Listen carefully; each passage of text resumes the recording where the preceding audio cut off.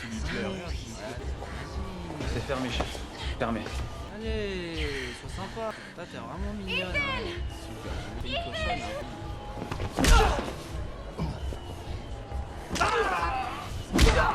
Qu'est-ce que tu fais, toi?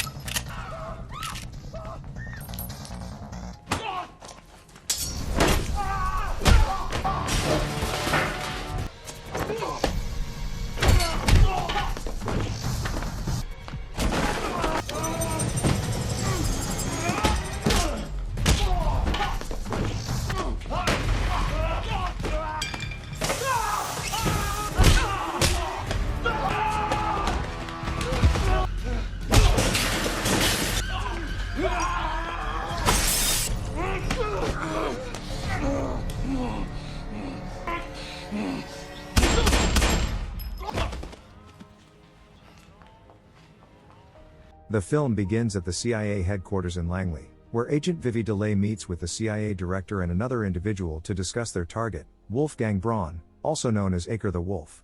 Braun is attempting to sell arms to terrorists in collaboration with his associate, an albino.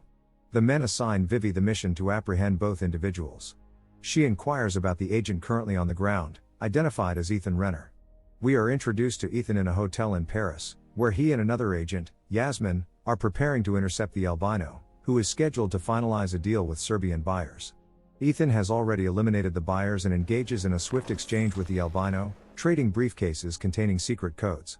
As he prepares to hand over the briefcases to other agents in a van, he receives a phone call reminding him of his daughter Zoe's birthday. Ethan rushes to a payphone, using his watch as collateral with a nearby vendor to obtain change. He attempts to call Zoe but reaches her voicemail. Meanwhile, Yasmin's cover is compromised when the albino recognizes her. He forcibly drags her into an elevator, where she meets her demise. His associates then open fire on the agents in the van, resulting in a gunfight that escalates from the hotel lobby to the exterior. Ethan pursues the albino, eliminating his henchmen before continuing the chase.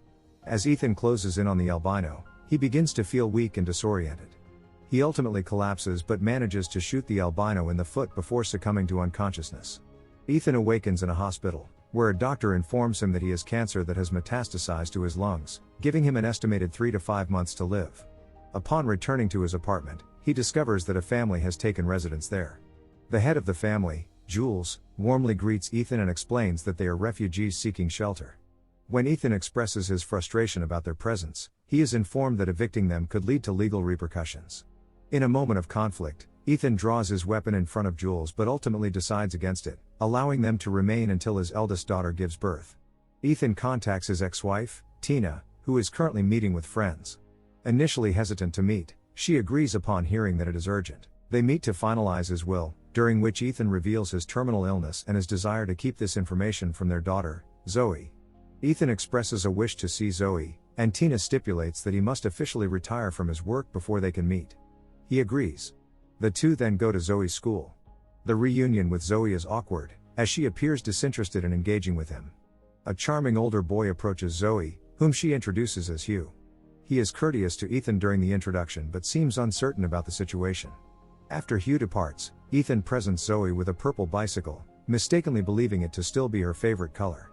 Zoe decides to take the metro with her friends, leaving Ethan to ride the bike alone.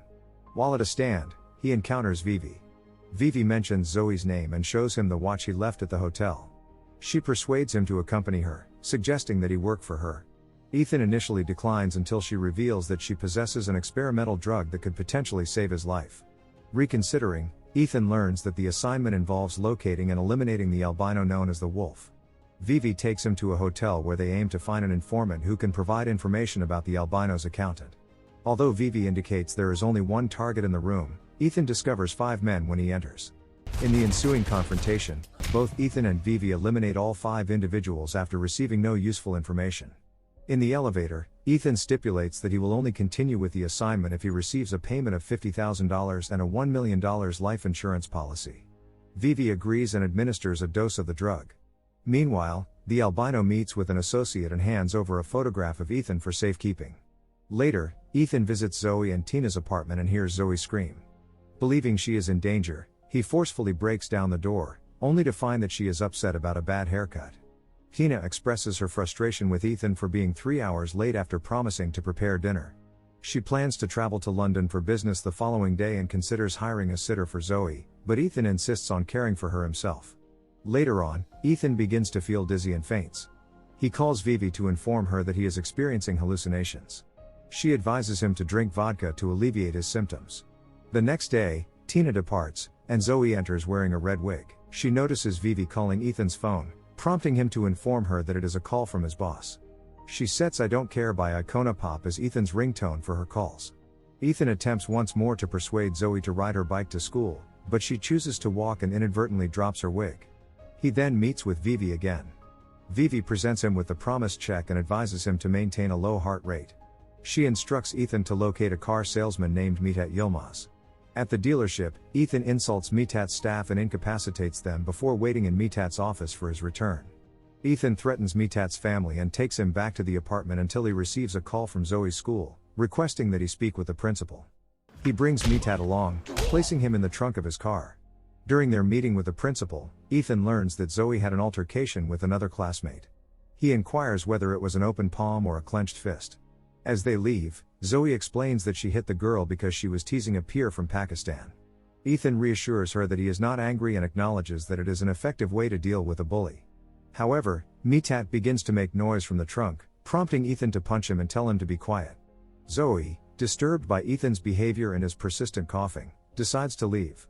Later, she calls him back to apologize and invites him to meet her at her favorite spot, a small theme park known for its flying chairs ride. Although Ethan initially intends to continue searching for the accountant, he ultimately decides to meet Zoe. They enjoy the ride and share hot chocolate afterward. Zoe mentions that she needs to study with her lab partner. Following this, Ethan visits a store where he is suddenly attacked by a man wielding a shotgun.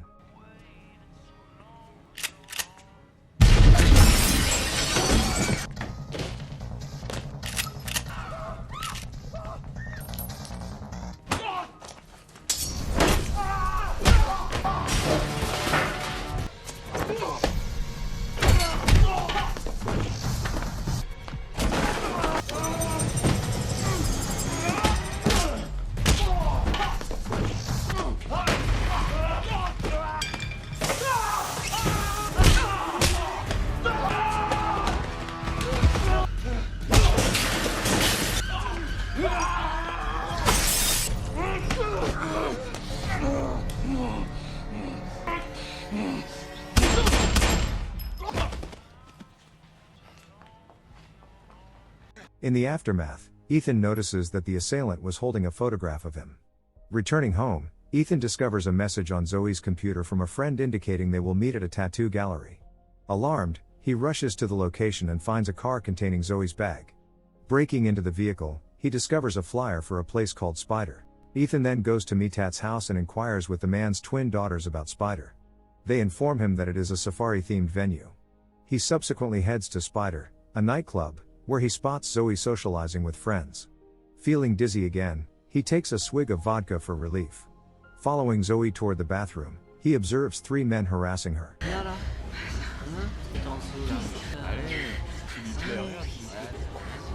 C'est fermé, chef. Fermé. Allez, sois sympa. T'es vraiment mignonne. Super, j'ai une cochonne.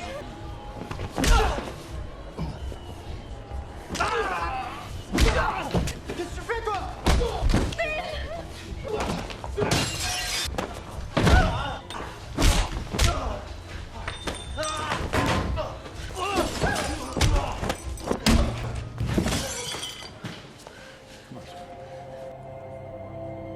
The following morning, Zoe awakens with no recollection of the previous night. Still dressed in her outfit from the night before, she prepares to go to school until Ethan advises her against it. He encourages her to ride her bike to school, however, she expresses her frustration, reminding him that he never taught her how to ride. Ethan dedicates the morning to teaching her, earning applause from bystanders. Later, Zoe tearfully questions him about his prolonged absence, expressing concern that he may have another family with a daughter. He reassures her that this is not the case. As they continue to spend time together, Zoe confides that she struck a classmate for flirting with Hugh. They encounter Hugh as he arrives to take Zoe to school. Meanwhile, Ethan tracks down the accountant, Guido, as he is escorted through the streets. Ethan launches a tear gas grenade at the vehicle and apprehends Guido before detonating the van. He brings Guido back to his apartment to negotiate the exchange of a briefcase containing codes that could trigger explosives held by the wolf and the albino. Zoe calls to inform Ethan that she plans to prepare dinner for Hugh and wishes to make a vegetarian dish. Ethan allows Guido to speak with Zoe, who shares a spaghetti sauce recipe from his mother. That evening, upon returning home, Ethan discovers that Jules' daughter is in labor. She gives birth to a healthy baby girl and chooses to name her after Ethan in gratitude for providing them shelter. Jules expresses their intention to leave as promised, but Ethan insists they can stay as long as they need. Jules explains that the family prefers a smaller home to remain close together. Later, Ethan visits Zoe's home and learns that Hugh has asked her to prom, but she feels she cannot dance. Ethan decides to assist her just as Tina arrives home and witnesses them dancing, which brings tears to her eyes. They share dinner as a family, and afterward, Tina advises Ethan that he should inform Zoe about his condition sooner rather than later. They ultimately spend the night together. The following morning, Vivi contacts Ethan to inform him that the albino is staying at the Grand Hotel. Ethan proceeds there and spots the wolf. The antagonists enter a car driven by Minette, prompting Ethan to pursue them. He collides with their vehicle until he forces it over a footbridge. The wolf and the albino manage to escape, and Ethan spares Minette in order to return to his family. Ethan pursues the antagonists into the subway, where he begins to experience a nosebleed and dizziness. Just before he can shoot the wolf, the albino drags a semi-conscious Ethan toward the train tracks, waiting for the train's arrival despite the wolf urging him to eliminate Ethan. Regaining enough strength, Ethan manages to push the albino in front of the oncoming train just as it approaches. He subsequently loses consciousness, while the wolf escapes. Upon waking, he finds Vivi being brought into her residence. Vivi reminds him of the wolf's escape but informs him that his treatment results have been positive regarding the drug. Ethan, along with Zoe and Tina, goes to meet Hugh and his family. During this gathering, Hugh's father introduces Ethan to his business associate, who is revealed to be the wolf. Recognizing each other, they share an uneasy handshake. Hugh's parents then lead everyone into a club, where Tina eventually realizes that Ethan is on an assignment. She suspects he has been dishonest with her, however, he reassures her that he has not been untruthful. Chaos ensues when the wolf's men open fire on Ethan, prompting him to chase after them. He successfully eliminates the assailants before cornering the wolf in an elevator. In a decisive moment, he shoots the elevator's cables, causing it to plummet. Meanwhile, Hugh and Zoe find a secluded room where they dance and share their first kiss. The wolf crawls out of the elevator, and Ethan confronts him but begins to feel weak again, rendering him unable to shoot. He drops his weapon, which the wolf attempts to seize until Vivi intervenes, pushing the gun back to Ethan for him to finish the task. Contemplating Tina and Zoe, Ethan refuses to pull the trigger and drops the gun instead. Vivi seizes it and shoots the wolf herself. Some time later, Ethan is residing with Zoe in a house near the beach. He sets up a Christmas tree, reflecting on how he once thought he would not live to see Christmas. He speaks with Tina about their relationship, acknowledging that there have been challenging days but they are striving to maintain it. Tina arrives in person, and Ethan admits that he has not always been present for her and Zoe as he should have been. Zoe approaches to invite her mother inside so Ethan can prepare hot chocolate. As Ethan steps into another room, Tina and Zoe sit together, and Zoe asks her mother if Ethan plans to stay. Meanwhile, Ethan discovers a box containing a large syringe and a note from Vivi wishing him a Merry Christmas. She has provided him with the drug to enable him to continue spending time with his family. In the distance, Vivi observes the family from outside their home. Thanks for watching. If you are new, don't forget to subscribe for more of these recaps. Until next time, have a nice day.